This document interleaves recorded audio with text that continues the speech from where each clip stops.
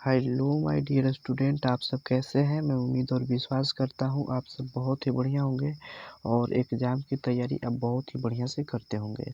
और आप लोग को फाइनली पता होगा कि आज जो है से आप लोगों का हिंदी का पेपर है और आप हिंदी का पेपर देने जाइएगा। और मैं उम्मीद करता हूं कि आप अगर इस वीडियो को शुरू से लेकर के लास्ट तक देख लेते हैं तो ये मेरा अनुभव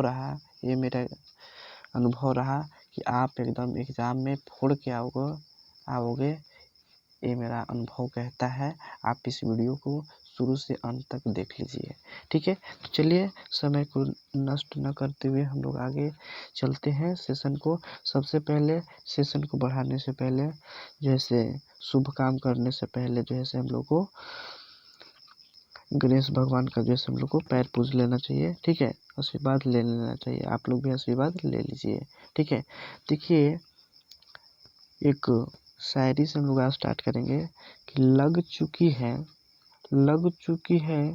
तलब जीत की, अब खुद को आग में झोंक देंगे, ठीक है। क्या है कि लग चुकी है तलब जीत की, अब खुद को आग में झोंक देंगे। ठोकरे कहती है मारा जाएगा, ठीक है। ठोकरे क्या कहता है मेरे भाई? ठोकरे कहता है मारा जाएगा, हौसले कहता है देख लेंगे, आने दे, ठीक है। तो इस जो है मोटिवेशनल शायरी है। चलो हम लोग अब स्टार्ट करते हैं, ठीक है। वस्तुनिष्ठ प्रश्न है, ठीक है। आप लोग को जो है से देखते रहना है। वस्तुनिष्ठ के मतलब ऑब्जेक्टिव पहले देखेंगे फटाफट से, ठीक है। फिर उसके बाद हम लोग जो भी कुछ मतलब करने वाले हैं वो देखेंगे हम लोग। हालांकि आप लोग थंबनेल से पता ही कर लिए होंगे, ठीक है। चलिए देखिए, सबसे पहले आप लोग को क्वेश्चन आता है। देखिए, चैप्टर 1 से हम लोग वर्णिका से स्टार्ट करते हैं। किससे? वर्णिका से। बताइए चैप्टर 1 में क्या है? दही वाली मंगवा। थोड़ा आप लोग स्पीड में बताइएगा। मंगमा क्या बेचती थी? तो मंगमा दही बेचती थी। सी ऑप्शन इसका बिल्कुल करेक्ट आंसर हो जाएगा, ठीक है। मंगमा क्या बेचती थी? तो मंगमा जो है से हमने क्या दही बेचती थी। ऑप्शन नंबर सी इसका बिल्कुल करेक्ट आंसर हो जाएगा। दूसरे नंबर क्वेश्चन है, मंगमा कहाँ की रहने वाली थी? तो अवलूरी के पास किसी गांव में रहने वाली थी, ठीक है। अगला नंबर क्वेश्चन है कि मंगमा किस भाषा की कहानी है? तो है कन्नड़ भाषा की है। डी ऑप्शन इसका बिल्कुल करेक्ट आंसर हो जाएगा। अगले नंबर क्वेश्चन की ओर बात करें हम लोग, ठीक है। मंगमा मिठाई किसके लिए ले जा रही थी? तो पोते के लिए ले जा रही थी। ऑप्शन नंबर ए इसका बिल्कुल करेक्ट आंसर हो जाएगा। अगले नंबर क्वेश्चन है कि दही वाली मंगमा किस भाषा से अनुदित कहानी है? तो कन्नड़ भाषा से अनुदित कहानी है। ऑप्शन नंबर ए इसका बिल्कुल करेक्ट आंसर हो जाएगा। आप लोग सिर्फ रिवीजन करते चलिए, ठीक है। अगला है कि मंगमा को किससे विवाद था? तो मंगमा को जैसे बहुत से विवाद था। ऑप्शन नंबर बी इसका बिल्कुल करेक्ट आंसर हो जाएगा। अगला नंबर क्वेश्चन क्या है? अगले नंबर हम लोग का क्वेश्चन है कि अमराई का जो कुआं था वह कहाँ था? अमराई का कुआं कहाँ है? तो वह रास्ते में था। ऑप्शन नंबर सी इसका बिल्कुल करेक्ट आंसर हो जाएगा, ठीक है।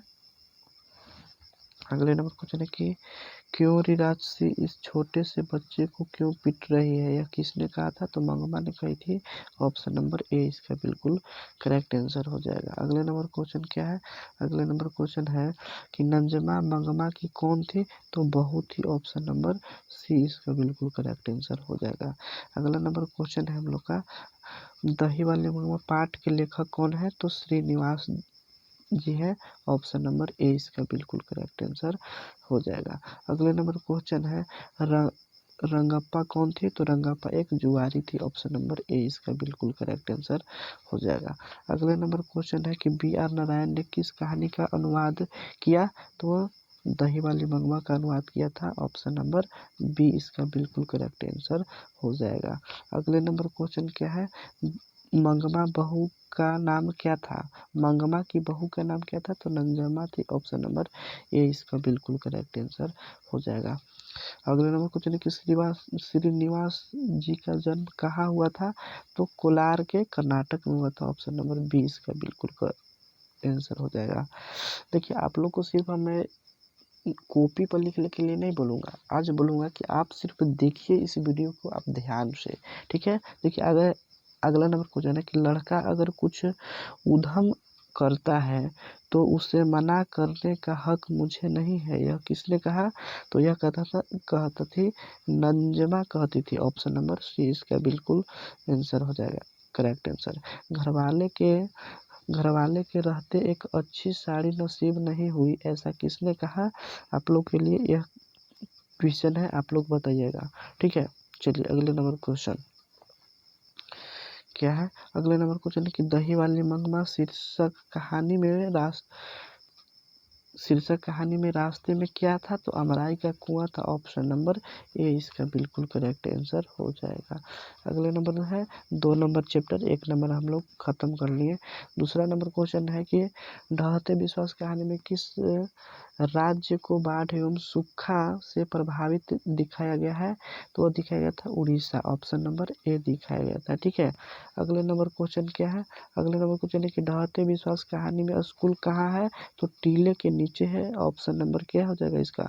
ऑप्शन नंबर इसका बी इसका करेक्ट आंसर हो जाएगा। अगले नंबर क्वेश्चन है कि किस लेखक के कथा साहित्य में उड़ीसा का जीवन गहरी आंतरिकता के साथ प्रकट हुआ? तो वह तो 7 कोड़ी होता। ऑप्शन नंबर ए हो जाएगा इसका बिल्कुल करेक्ट आंसर। अगले नंबर क्वेश्चन है कि कौन हल्का कर, ठीक है, देखिए आप लोग समझिएगा, कौन हक्का कर बाढ़ से सबको सचेत कर रहे थे? तो वह कौन था? इनमें से सभी था मेरे भाई। Option number D. इस क्वेश्चन में सभी बच्चे गड़बड़ा जाते हैं, आप लोग को ध्यान में देखते हुए चलना है। अगले नंबर क्वेश्चन है कि ढहते विश्वास कहानी के संपादक कौन है? तो वह है 7 कोड़ी होता। ऑप्शन नंबर बी हो जाएगा, ठीक है। अगले नंबर क्वेश्चन है कि लक्ष्मी के बड़े लड़के का नाम क्या था? तो अछूत था। ऑप्शन नंबर डी इसका बिल्कुल करेक्ट आंसर हो जाएगा, ठीक है। अगले नंबर क्वेश्चन है कि स्वेच्छा सेवक दल का गठन किसने किया? तो यह किया था गुण निधि ने किया था। ऑप्शन नंबर ए इसका बिल्कुल करेक्ट आंसर हो जाएगा।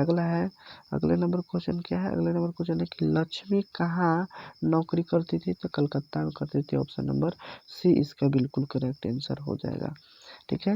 अगला नंबर क्वेश्चन कि लक्ष्मी के पति का नाम लक्ष्मण था। ऑप्शन नंबर बी इसका बिल्कुल करेक्ट आंसर हो जाएगा। अगले नंबर क्वेश्चन है कि किस नदी के बांध के नीचे लक्ष्मी का घर था? तो वह देवी मंदिर के नीचे लक्ष्मी के बांध थी, ठीक है। अगले नंबर क्वेश्चन है कि 7 कोड़ी होता के कथाकार कौन है? तो कथाकार जो है वह कहाँ से लिया गया है? तो उड़ीसा से लिया गया है। ऑप्शन नंबर सी इसका बिल्कुल करेक्ट आंसर हो जाएगा। अगले नंबर क्वेश्चन है कि लक्ष्मी कहानी का केंद्रीय पात्र है, ठीक है। लक्ष्मी जो है वो कौन सा कहानी के केंद्रीय पात्र है? तो ढहते विश्वास के है। ऑप्शन नंबर ए इसका बिल्कुल करेक्ट आंसर हो जाएगा। अगला नंबर क्वेश्चन है कि बाढ़ की समस्या डॉट डॉट कहानी के केंद्र में क्या है? तो ढहते विश्वास से। ऑप्शन नंबर बी इसका बिल्कुल करेक्ट आंसर हो जाएगा। अगले नंबर क्वेश्चन है कि ढहते विश्वास कहानी का प्रमुख पात्र क्या है? तो वह लक्ष्मी है। ऑप्शन नंबर सी इसका बिल्कुल करेक्ट आंसर हो जाएगा। अगले नंबर क्वेश्चन है कि ढहते विश्वास किस भाषा से अनुदित है? तो वह है उड़ीसा से है। ऑप्शन नंबर सी इसका बिल्कुल करेक्ट आंसर हो जाएगा, ठीक है। अगले नंबर क्वेश्चन की ओर चलें, आप लोग तैयार हैं? चलिए बहुत बढ़िया। अगले नंबर क्वेश्चन दिया कि ढहते विश्वास कहानी के लेखक द्वारा अनुदित है, मतलब कौन सा ढहते विश्वास कहानी के लेखक कौन है? तो राजेंद्र प्रसाद मिश्र है। ऑप्शन नंबर ए इसका बिल्कुल करेक्ट आंसर हो जाएगा, ठीक है। अगले नंबर क्वेश्चन क्या है? तुरई के फूल की तरह खिल खिलाकर हंसते लोग सहसा मुरझा गए, यह पंक्ति किस कहानी की है? तो वह ढहते विश्वास की है। ऑप्शन नंबर डी इसका बिल्कुल करेक्ट आंसर हो जाएगा, ठीक है। अगले नंबर क्वेश्चन क्या है? बारी बारी से गांव के लड़के किसकी निगरानी कर रहे हैं? तो वह दलेई बांध के कर रहे हैं। ऑप्शन नंबर ए इसका बिल्कुल करेक्ट आंसर हो जाएगा। अगला नंबर क्वेश्चन है कि लक्ष्मी अपनी दोनों लड़कियों और छोटे बेटे को सुनाकर कहाँ चली गई? तो वह गुहाल में चली गई थी। ऑप्शन नंबर बी इसका बिल्कुल करेक्ट आंसर हो जाएगा। घर पर दो लड़कियों और साल भर के लड़के को लेकर कौन अकेली है? तो वह लक्ष्मी है। ऑप्शन नंबर बी इसका बिल्कुल करेक्ट आंसर हो जाएगा। अगले नंबर क्वेश्चन क्या है? सात कोड़ी होता का जन्म कब हुआ था? मोस्ट इम्पोर्टेंट क्वेश्चन है, कल शायद देखने को यह क्वेश्चन आप लोग को मिल सकता है। सात कोड़ी होता का जन्म कब हुआ था? तो 29 अक्टूबर 1900 कितना में बताओ जल्दी? 29 में हुआ था। ऑप्शन नंबर सी इसका बिल्कुल करेक्ट आंसर हो जाएगा। ठीक है, अगले नंबर क्वेश्चन हम लोग का है कि हल किराए पर लेकर बीघे भर जमीन में खेती कौन करवाई थी? तो वह करवाई थी लक्ष्मी। ऑप्शन नंबर सी इसका ऑप्शन नंबर सी इसका बिल्कुल करेक्ट आंसर हो जाएगा। अगले नंबर क्वेश्चन हम लोग तीसरा चैप्टर की ओर चलते हैं। 2 चैप्टर तक हम लोग खत्म कर लिए, तीसरा चैप्टर चलते हैं। चलिए, कौन सा महीना माँ के लिए आराध्य देव बन गया था? तो वह था अगहन था, यानी कि ऑप्शन नंबर डी सही हो जाएगा। अगले क्वेश्चन है कि मंगू की प्राकृतिक मौत को माँ क्या मानती थी? तो वह छुटकारा मानती थी। ऑप्शन नंबर सी इसका बिल्कुल करेक्ट आंसर हो जाएगा। काला पानी किसका लोकप्रिय उपन्यास है? तो है ईश्वर पटलेकर का है। किसका है बाबू? तो ईश्वर पटलेकर के है। ठीक है, किसका है? ईश्वर पटलेकर के है। ऑप्शन नंबर डी इसका बिल्कुल करेक्ट आंसर हो जाएगा। अगले नंबर क्वेश्चन है कि अंदर किसी को देखने जाने का नियम नहीं है, यह किसने कहा? तो मेट्रन ने कहा। किसने कहा? मेट्रन ने कहा। ऑप्शन नंबर ए इसका बिल्कुल करेक्ट आंसर हो जाएगा। मंगू को भर्ती कराने के लिए माँ ने किसे पत्र लिखकर बुलवाया? तो वह बड़े पुत्र को। ऑप्शन नंबर ए इसका बिल्कुल करेक्ट आंसर हो जाएगा। अगले नंबर क्वेश्चन है कि मंगू की बड़ी बहन का क्या नाम था? तो वह था कम्मू नाम था। क्या था? कम्मू नाम था। ठीक है, मंगू की बड़ी बहन का क्या नाम था? तो वह कम्मू नाम था। ऑप्शन नंबर डी इसका बिल्कुल करेक्ट आंसर हो जाएगा। ठीक है, ईश्वर पटलेकर किस भाषा के कथाकार हैं?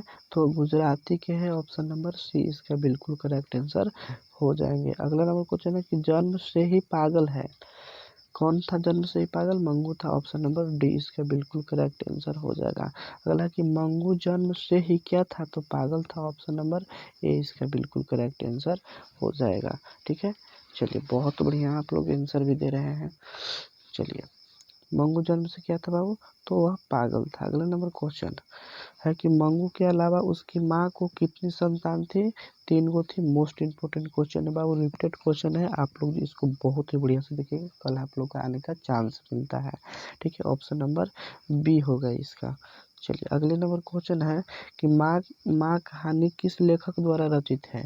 तो ईश्वर पटलेकर जो है माँ कहानी का लेखक है। ऑप्शन नंबर सी हो जाएगा इसका बिल्कुल करेक्ट आंसर। मंगू की माँ की कितनी संतानें थी? 4 थी। ऑप्शन नंबर सी इसका बिल्कुल करेक्ट आंसर हो जाएगा। ठीक है, अगले नंबर क्वेश्चन है क्या है कि मंगू की माँ अस्पताल के लिए किसकी उपमा देती थी? तो गौशाला के लिए। भी रिपीटेड क्वेश्चन है, मोस्ट इम्पोर्टेंट क्वेश्चन है, देख लेंगे। ऑप्शन नंबर बी हो जाएगा इसका बिल्कुल करेक्ट आंसर। अगले नंबर क्वेश्चन है कि ईश्वर पटलेकर कहाँ के लोकप्रिय कथाकार थे? तो गुजराती के थे। ऑप्शन नंबर सी इसका बिल्कुल करेक्ट आंसर हो जाएगा। अगले नंबर क्वेश्चन है कि मंगू कब से पागल है? ठीक है, मंगू जो है वो कब से पागल है? तो जन्म से ही पागल था। ऑप्शन नंबर डी इसका बिल्कुल करेक्ट आंसर हो जाएगा। अगले नंबर क्वेश्चन है कि पगलों के अस्पताल, ठीक है, पागलों के अस्पताल में उपद्रवी मरीजों को कैसे रखा जाता था? तो उसमें जो है कमरे में बंद करके रखा जाता था। ऑप्शन नंबर सी इसका बिल्कुल करेक्ट आंसर हो जाएगा। ठीक है, मंगू को अस्पताल में भर्ती कराने के लिए माँ के पुत्र ने किसका ऑर्डर प्राप्त किया, तो वह प्राप्त किया था मजिस्ट्रेट के। किसको? मजिस्ट्रेट के किया था। ऑप्शन नंबर बी इसका बिल्कुल करेक्ट आंसर हो जाएगा। अगले नंबर क्वेश्चन है कि माँ को कितनी पुत्रियां थी, तो 2 पुत्रियां थी। ऑप्शन नंबर सी इसका बिल्कुल करेक्ट आंसर हो जाएगा। अगले नंबर क्वेश्चन है कि रात में रोशनी जलती रहने से इसे नींद नहीं आती, यह किसने कहा, तो माँ ने कहती थी ऐसा बात। ऑप्शन नंबर डी इसका बिल्कुल करेक्ट आंसर हो जाएगा। माँ जी कैसे गौशाले की उपमा देती थी, तो अस्पताल की। ऑप्शन नंबर बी इसका बिल्कुल करेक्ट आंसर हो जाएगा। अगला है, हाँ आप लोग को जैसे थोड़ा थोड़ा रेस्ट भी आप लोग को लेते चलना है, ठीक है। कौन महीना माँ का आशा भरा महीना था, तो अगहन था, ठीक है।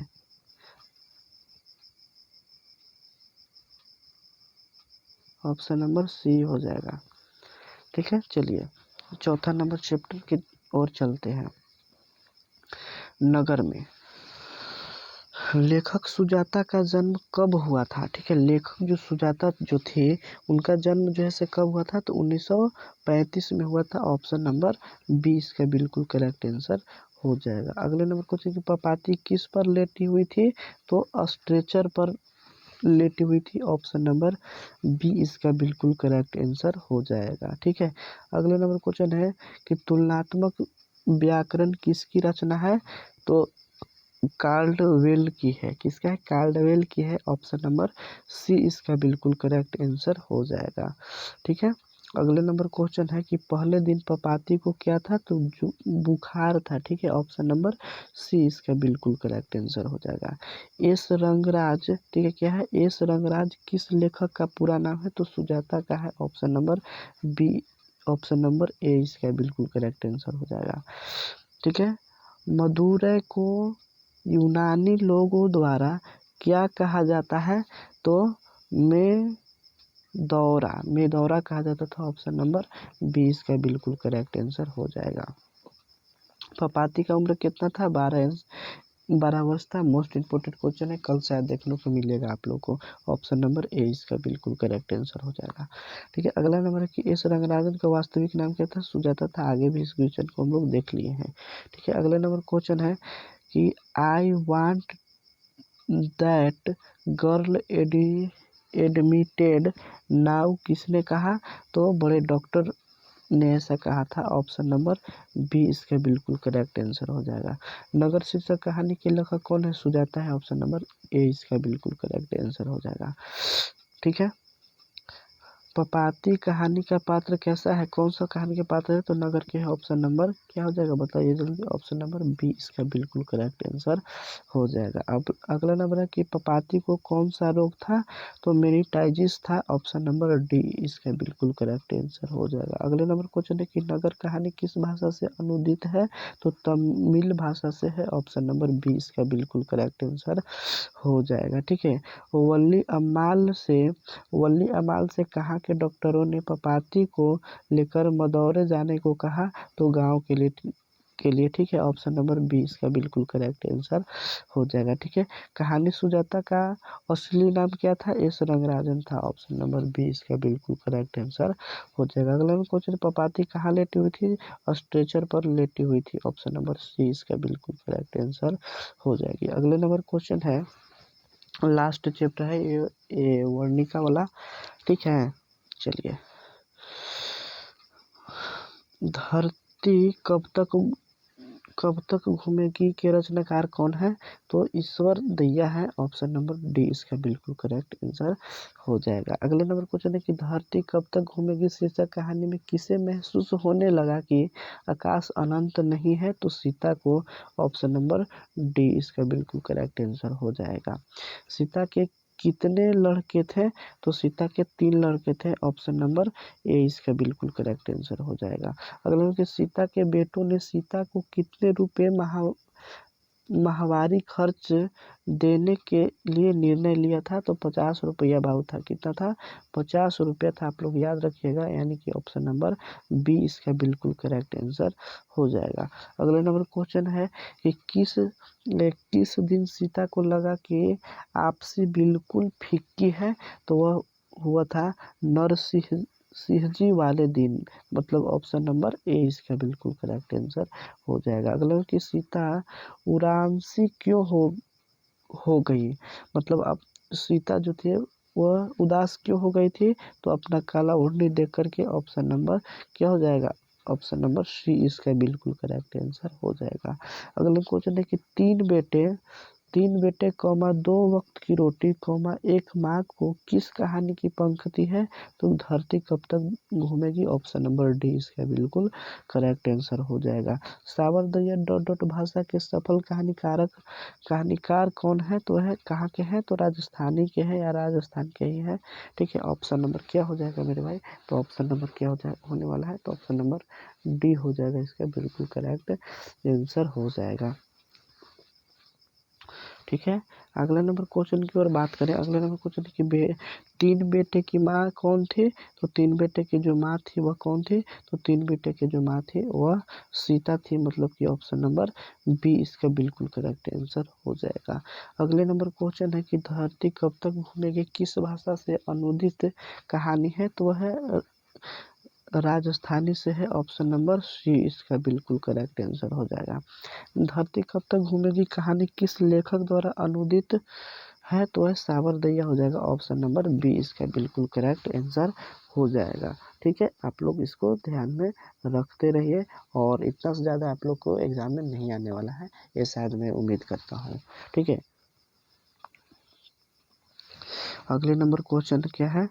अगला क्वेश्चन कि धरती कब तक घूमेगी कैसी कहानी है, तो वह सामाजिक कहानी है, ऑप्शन नंबर डी इसका बिल्कुल करेक्ट आंसर हो जाएगा। ठीक है, अगले नंबर क्वेश्चन है कि अगले दिन सीता ने क्या किया, तो घर छोड़ दी थी, ऑप्शन नंबर ए इसका बिल्कुल करेक्ट आंसर हो जाएगा। अगले नंबर क्वेश्चन है कि क्या है, अगले नंबर क्वेश्चन, अरे अपनी अमीरी दिखाने के लिए रसमलाई भेजी है, क्या यह किस क्या यह किसने कहा था, तो आप लोग को बताइएगा कि यह किसने कहा था, तो नारायण की शायद पत्नी कही होगी। ठीक है, ऑप्शन नंबर ए मुझे याद है, आप लोग बताइए कमेंट में किसका क्या होगा आंसर।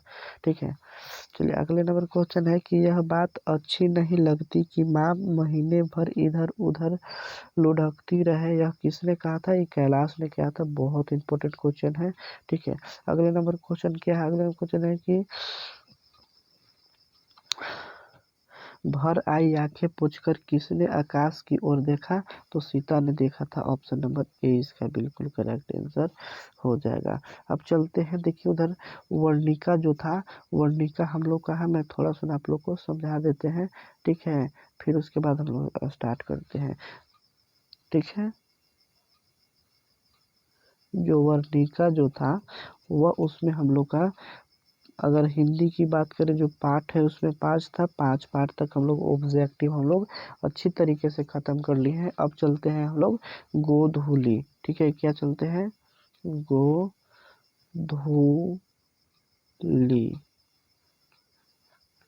ठीक है, गोधूली में अब चलते हैं भाग 2 में, अब उसको भी देखते हैं हम लोग। ठीक है, चलिए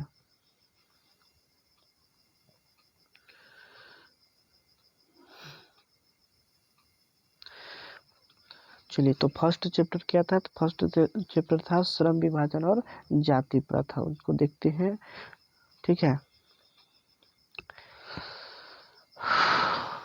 चलिए आप लोग बताइएगा चैप्टर क्या है। श्रम विभाजन जाति प्रथा, थोड़ा स्पीड में हम लोग चलेंगे। श्रम विभाजन जाति प्रथा के लेखक कौन है, डॉक्टर भीमराव अम्बेडकर है, ए ऑप्शन इसका बिल्कुल करेक्ट आंसर हो जाएगा। अगला नंबर क्वेश्चन कि बाबा साहेब भीमराव अम्बेडकर के जन्म कब हुआ था, 14 अप्रैल 1891 को हुआ था, ऑप्शन नंबर ए इसका बिल्कुल करेक्ट आंसर हो जाएगा।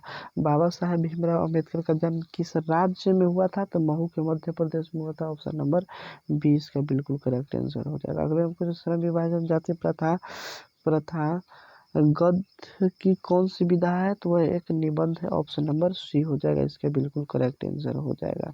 ठीक है, चलिए अगले नंबर देखिए, क्वेश्चन बताइएगा कि भीमराव अंबेडकर के विख्यात भाषण एलिहिंस ऑफ कास्ट का हिंदी रूपांतरण किसने किया था? तो ललई सिंह यादव ने किया था। ऑप्शन नंबर बी इसका बिल्कुल करेक्ट आंसर हो जाएगा। अगले नंबर क्वेश्चन क्या है कि भारतीय संविधान के निर्माता किसे कहा जाता है? तो भीमराव अंबेडकर के। ऑप्शन नंबर सी इसका बिल्कुल करेक्ट आंसर हो जाएगा। अगले नंबर क्वेश्चन है कि श्रम विभाजन जाति प्रथा पाठ बाबा साहेब के किस भाषण का संपादित अंश है? तो वह एलिहिंस ऑफ क्या है? जल्दी से बताइएगा। एलिहिंस ऑफ कास्ट है, यानी कि ऑप्शन नंबर क्या हो जाएगा इसका? सी हो जाएगा। ठीक है, अगले नंबर क्वेश्चन की ओर चलते हैं। क्या है अगले नंबर क्वेश्चन कि भीमराव अंबेडकर के मुख्यतः प्रेरक व्यक्ति कौन थे? तो इनमें से सभी थे, मतलब बुद्ध, कबीर, ज्योति फुले सभी थे, मतलब इनमें से सभी हो जाएगा। डी ऑप्शन हो जाएगा। अगले नंबर क्वेश्चन की ओर बात करें कि क्या था? आदर्श समाज स्वतंत्रता, समानता, भ्रातृत्व पर आधारित होगा, किसने कहा ऐसा? तो ऐसा कहा था हम लोग को भीमराव अंबेडकर जी ने। ऑप्शन नंबर बी इसका बिल्कुल करेक्ट है, आंसर हो जाएगा। अगले नंबर क्वेश्चन है कि आधुनिक सभ्य समाज श्रम विभाजन को आवश्यक क्यों माना जाता है? तो कार्य कुशलता के लिए माना जाता है। अगले क्वेश्चन है कि भारत में बेरोजगारी का मुख्य कारण क्या है? जाति प्रथा है। अगले नंबर क्वेश्चन क्या है कि समाज और राजनीतिक में, देखिए, समाज और राजनीतिक में बेहद सक्रिय भूमिका निभाते हुए अंबेडकर ने किसको मानवीय एवं अधिकार दिलाने के लिए अनेक प्रयास किया? तो उपयुक्त में से सभी हो जाएगा। अगले नंबर क्वेश्चन की ओर बात करें, संविधान निर्माता अंबेडकर के अनुसार आदर्श समाज किस पर आधारित है? तो इनमें से सभी पर हो जाएगा। हालांकि इसमें अगर ऑप्शन में कार्य कुशलता के लिए दे तो कार्य कुशलता पर आप लोग मारिएगा। ठीक है, ऑप्शन नंबर इसके अनुसार डी हो जाएगा। ठीक है, अगले नंबर क्वेश्चन क्या है? भीमराव अंबेडकर किस विवंडना की बात करते हैं? तो इस युग में भी जातिवाद पोषक की कमी नहीं है। ठीक है, अगले नंबर क्वेश्चन है कि अंबेडकर के अनुसार भाईचारे का वास्तविक रूप क्या है? दूध दूध पानी के मिश्रण की तरह है। ठीक है, अगले नंबर क्वेश्चन क्या है कि लेखक भारत में बेरोजगारी का एक प्रमुख व प्रत्यक्ष कारण किसे मानते हैं? तो जातिवाद को मानते हैं। ऑप्शन नंबर बी इसका बिल्कुल करेक्ट आंसर हो जाएगा। थोड़ा सुना आप इस क्वेश्चन पे गौर कीजिएगा। ठीक है, क्या है इस क्वेश्चन पर आप गौर फरमाइएगा। क्वेश्चन है कि जाति प्रथा को श्रम विभाजन मान लिया जाए तो यह वास्तविक विभाजन नहीं है, क्योंकि यह मनुष्य की रुचि पर आधारित नहीं है। यह कथन किस पाठ का है? तो श्रम विभाजन और जाति प्रथा है। ऑप्शन नंबर बी इसका बिल्कुल करेक्ट आंसर हो जाएगा। अगले नंबर क्वेश्चन है कि जाति प्रथा पेशे का दोषपूर्ण पूर्व निर्धारण ही नहीं करती, बल्कि मनुष्य को जीवन भर के लिए एक पेशे में बांध भी देते हैं। प्रस्तुत गद्यांश का रचनाकार है तो किसने किया था? तो भीमराव अंबेडकर ने किया था। ऑप्शन नंबर डी इसका बिल्कुल करेक्ट आंसर हो जाएगा। अगला नंबर क्वेश्चन है कि यह विवंडना की बात है कि इस युग में भी जातिवाद पोषक की कमी नहीं है, कथन किस पाठ से है? तो श्रम विभाजन और जाति प्रथा से है। ऑप्शन नंबर, चलिए अगला किस जाति प्रथा का श्रम विभाजन मनुष्य के स्वेच्छा पर निर्भर नहीं रहता। मनुष्य की व्यक्तिगत भावना तथा व्यक्तिगत रुचि का इसमें कोई स्थान अथवा महत्व नहीं रहता। प्रस्तुत गद्यांश किस पाठ से उद्देशित है? तो श्रम विभाजन जाति प्रथा। ऑप्शन नंबर सी इसका बिल्कुल करेक्ट आंसर हो जाएगा। बुद्ध एंड हिज धम्मा किसने लिखा? अंबेडकर ने लिखा था। आप लोग याद कर लीजिएगा। अगले नंबर क्वेश्चन है हु आर सुदास? भीमराव अंबेडकर ने। अगले नंबर क्वेश्चन, भाईचारे का दूसरा नाम क्या है? लोकतंत्र है। आप लोग याद रखिएगा। अगले नंबर क्वेश्चन है कि अंबेडकर ने किसको मानवीय अधिकार व सम्मान दिलाने के लिए अधिकार संघर्ष किया? तो उपयुक्त में से सभी हो जाएगा। ऑप्शन नंबर डी हो जाएगा इसका। ठीक है, अगले नंबर क्वेश्चन की ओर बात करें, किसके प्रोत्साहन पर अंबेडकर उच्चतर शिक्षा के लिए न्यूयॉर्क गए थे? तो बड़ौदा नरेश के लिए। ऑप्शन नंबर ए इसका बिल्कुल करेक्ट आंसर हो जाएगा। अगले नंबर क्वेश्चन है कि the caste in India Ambedkar के द्वारा लिखा गया था यह पुस्तक। ठीक है, अगला नंबर क्वेश्चन कि भारत सरकार ने कल्याण मंत्रालय से बाबा साहब भीमराव अंबेडकर संपूर्ण वाङ्मय कितने खंडों में प्रकाशित कर चुका है? तो वह 21 खंडों में प्रकाशित कर चुका है। ऑप्शन नंबर सी इसका बिल्कुल करेक्ट आंसर हो जाएगा। श्रम विभाजन जाति प्रथा भाषण लाहौर के किस वार्षिक सम्मेलन में तैयार किया गया था? तो वह 1936 में किया गया था। ऑप्शन नंबर ए इसका बिल्कुल करेक्ट आंसर हो जाएगा। अगले नंबर क्वेश्चन क्या है? अगले नंबर क्वेश्चन हम लोग का क्या है कि इस युग में भी, देखिए क्वेश्चन क्या है, क्वेश्चन है कि इस युग में भी जातिवाद के पोषकों की कमी नहीं है, लेखक के अनुसार यह कैसी बात है? तो विवंडना की बात है। ऑप्शन नंबर बी इसका बिल्कुल करेक्ट आंसर हो जाएगा। ठीक है, आप लोग जैसे इस बात को याद रखिएगा। चलिए अगले नंबर क्वेश्चन की ओर बात करते हैं। भीमराव अंबेडकर का निधन मतलब मृत्यु कब हुआ था? तो 1956 में हुआ था। ऑप्शन नंबर सी इसका बिल्कुल करेक्ट आंसर हो जाएगा। अगला क्वेश्चन है कि बाबू के मध्य प्रदेश में किसका जन्म हुआ था? तो भीमराव अंबेडकर का जन्म हुआ था। ठीक है, अगला क्वेश्चन है कि देयर मैकेनिज्म किसकी कृति है? तो भीमराव अंबेडकर की है। ऑप्शन नंबर डी इसका बिल्कुल करेक्ट आंसर हो जाएगा। विवंडना का अर्थ क्या होता है? उपहास होता है। ठीक है, ऑप्शन नंबर सी। भारत में जाति प्रथा का मुख्य कारण क्या है? बेरोजगारी है। ऑप्शन नंबर ए हो जाएगा। मानव मुक्ति के पुरोधा किसे कहा गया है? तो मानव मुक्ति का जो पुरोधा है वह भीमराव अंबेडकर को कहा जाता है। ऑप्शन नंबर सी इसका बिल्कुल करेक्ट आंसर हो जाएगा। अगले नंबर क्वेश्चन है कि जाति प्रथा स्वाभाविक विभाजन नहीं है। ठीक है, स्वाभाविक विभाजन नहीं है मतलब किसके कारण से नहीं है? तो रुचि पर आधारित नहीं होने के कारण से है। ऑप्शन नंबर डी इसका बिल्कुल करेक्ट आंसर हो जाएगा। चलिए अगले नंबर चैप्टर की ओर चलते हैं। यहाँ पे 36 क्वेश्चन था एक चैप्टर में। दूसरे नंबर चैप्टर की ओर चलते हैं, जो कि दूसरा नंबर चैप्टर का नाम क्या है? विष के दांत है। ठीक है, गोधुली में हम लोग पढ़ रहे हैं, उसको में देखते हैं क्वेश्चन के क्या क्या कैसा कैसा है। चलिए अगला नंबर क्वेश्चन है कि विष के दांत कहानी के रचयिता कौन है? तो विष के दांत कहानी के रचयिता क्या है? नलिन बिलोचन शर्मा हो जाएगा। कौन हो जाएगा? नलिन बिलोचन शर्मा हो जाएगा। Option number B. अगले नंबर क्वेश्चन है कि नलिन बिलोचन शर्मा का जन्म कब हुआ था? तो 1916 में हुआ था। ऑप्शन नंबर सी इसका बिल्कुल करेक्ट आंसर हो जाएगा। अगला नंबर क्वेश्चन है कि नलिन बिलोचन शर्मा का जन्म कहाँ हुआ था? तो पटना में हुआ था। आप लोग याद रखिएगा, डी ऑप्शन हो जाएगा। विष के दांत पाठ की विधा क्या है? तो विष के दांत पाठ की जो विधा है वह एक कहानी है। ऑप्शन नंबर डी इसका बिल्कुल करेक्ट आंसर हो जाएगा। ठीक है, अगले नंबर क्वेश्चन है गिरधर लाल का बेटा कौन था? मदन था। ऑप्शन नंबर सी इसका बिल्कुल करेक्ट आंसर हो जाएगा। खोखा किस कहानी का पात्र है? तो विष के दांत। ऑप्शन नंबर ए इसका बिल्कुल करेक्ट आंसर हो जाएगा। अगले नंबर क्वेश्चन क्या है? अगले नंबर क्वेश्चन है कि मदन किसका बेटा था? तो मदन जो था वह गिरधर लाल के था। अगले नंबर क्वेश्चन है कि सेन साहब की कितनी लड़कियां थी? तो सेन साहब की 5 लड़कियां थी। ऑप्शन नंबर डी इसका बिल्कुल करेक्ट आंसर हो जाएगा। अगले नंबर क्वेश्चन क्या है कि सीमा, रजनी, आलू, शेफाली, आरती पांचों किसकी बेटियां थी? तो सेन साहब की थी। ऑप्शन नंबर सी इसका बिल्कुल करेक्ट आंसर हो जाएगा। नवमीद बुढ़ापे की आंखों का तारा है, यह कौन था? तो वह खोखा था, आंखों के तारा। ऑप्शन नंबर बी इसका बिल्कुल करेक्ट आंसर हो जाएगा। ठीक है, किसके अनुसार सेनों ने सिद्धांतों को भी बदल लिया था? तो खोखा के अनुसार बदल लिया गया था। ऑप्शन नंबर बी इसका बिल्कुल करेक्ट आंसर हो जाएगा। खोखा के दांत किसने तोड़ा था? तो मदन ने तोड़ा था। ऑप्शन नंबर ए हो जाएगा। ठीक है, सेन साहब की कार की कीमत कितनी थी? 7,500 थी।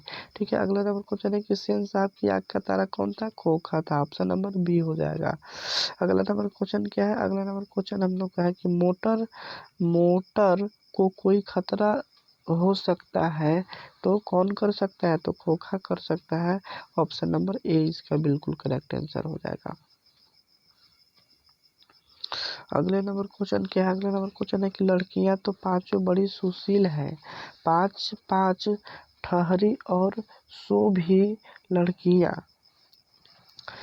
तहजीब और तमीज की तो जीती जीती जगती मूरत है। उपयुक्त गद्यांश किस पर उपयुक्त जो गद्यांश है वो किस पाठ से लिया गया है? तो 20 के दांत से लिया गया है। ऑप्शन नंबर सी इसका बिल्कुल करेक्ट आंसर हो जाएगा। अगले नंबर क्वेश्चन क्या है? अगले नंबर क्वेश्चन है कि सेन साहब की नई मोटर कार की रंग कैसा था? तो काली थी। ऑप्शन नंबर हो जाएगा बी इसका बिल्कुल करेक्ट आंसर था। अगले नंबर क्वेश्चन है कि महल और झोपड़ी वाले की लड़ाई में अक्सर महल वाले ही जीतते हैं, इस गद्यांश के लेखक कौन है? तो नलिन बिलोचन शर्मा है। ऑप्शन नंबर सी इसका बिल्कुल करेक्ट आंसर हो जाएगा। अगले नंबर क्वेश्चन है कि 20 के दांत कहानी किस वर्ग के अनेक अंतर विरोधों को उजागर करती है? तो मध्य वर्ग हो जाएगा। ऑप्शन नंबर बी इसका बिल्कुल करेक्ट आंसर हो जाएगा। सेठ साहब अपने बेटे खोखा को क्या बनाना चाहते थे? तो इंजीनियर या बिजनेसमैन बनाना चाहते थे। ऑप्शन नंबर सी इसका बिल्कुल करेक्ट आंसर हो जाएगा। अगला नंबर क्वेश्चन है कि सेन साहब की नाई मोटर कार की पिछली बत्ती का शीशा किसने चकनाचूर कर दिया था? तो कासू ने चकनाचूर कर दिया था। ऑप्शन नंबर आगे होगा।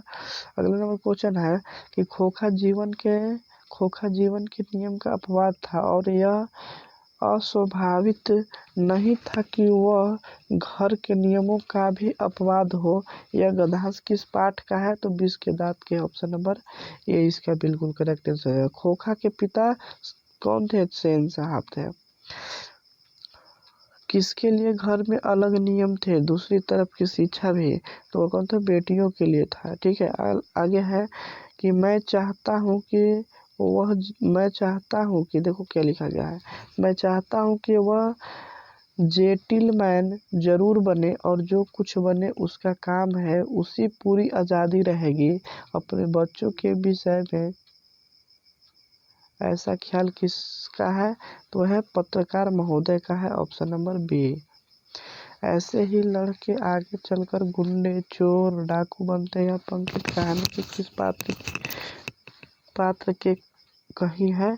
पात्र के है तो उसमें जो है से कौन है? तो सेन साहब है। ऑप्शन नंबर सी इसका बिल्कुल करेक्ट आंसर हो जाएगा। गिरधरलाल सेन साहब की फैक्ट्री में क्या था? तो वह किरानी था। ऑप्शन नंबर हो जाएगा ए इसका बिल्कुल करेक्ट आंसर हो जाएगा हम लोग का। ठीक है। हिंदी कविता में प्रपंचवाद के प्रवर्तक कौन थे? तो आप लोग को इसके लिए आंसर बता देना है कि वह कौन थे। बताइए जल्दी सुना आप लोग। तो वह थे नलिन बिलोचन शर्मा थे। ऑप्शन नंबर बी इसका बिल्कुल करेक्ट आंसर हो जाएगा। अगला नंबर क्वेश्चन है कि किनकी लड़कियां तहजीब और तमीज की जीती जागती मूरत है? तो सेन साहब की है। Option number C. Seema Rajni Shefali हम लोग आगे बात कर लिए हैं इसका।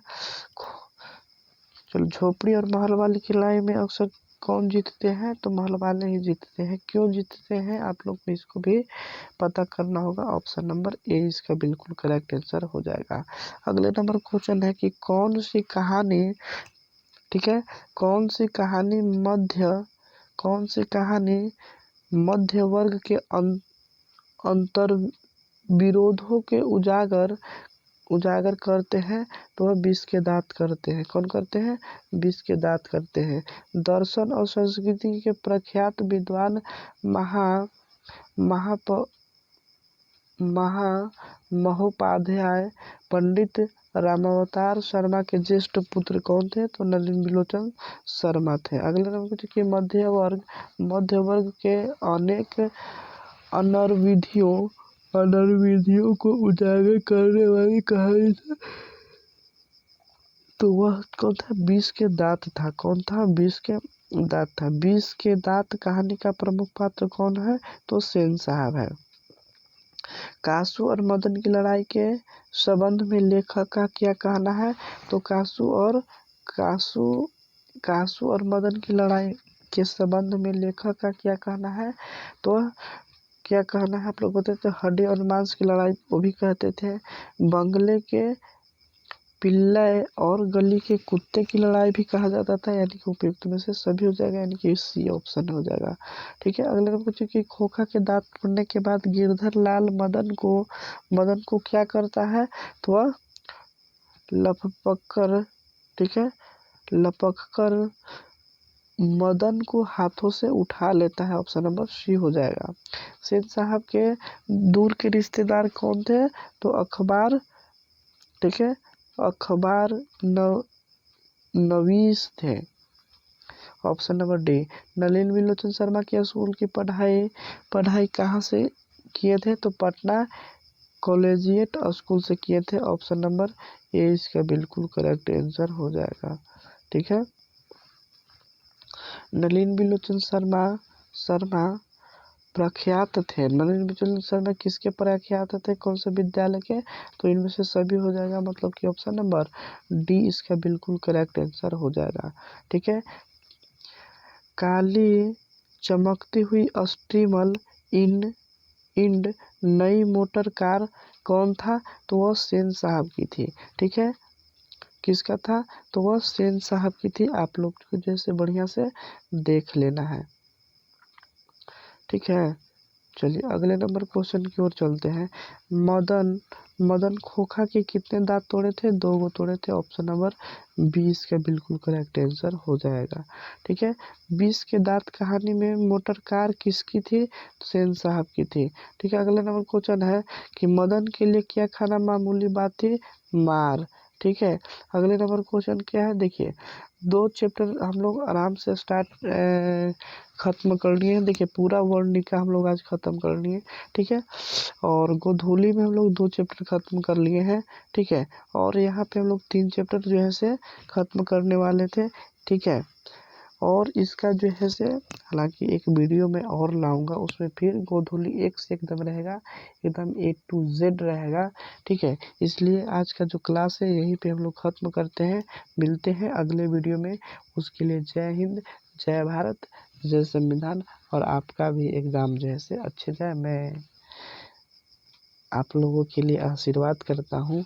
ठीक है, चलिए तो मिलते हैं अगले वीडियो में। उसके लिए thank you for watching video. जय हिंद, जय भारत, जय संविधान। और आप लोग को यह वीडियो कैसा लगा, आप अंतिम में इस वीडियो को देख करके कमेंट बॉक्स में कमेंट ज़रूर करें। ठीक है, चलिए मिलते हैं अगले वीडियो में। उसके लिए thank you for watching video.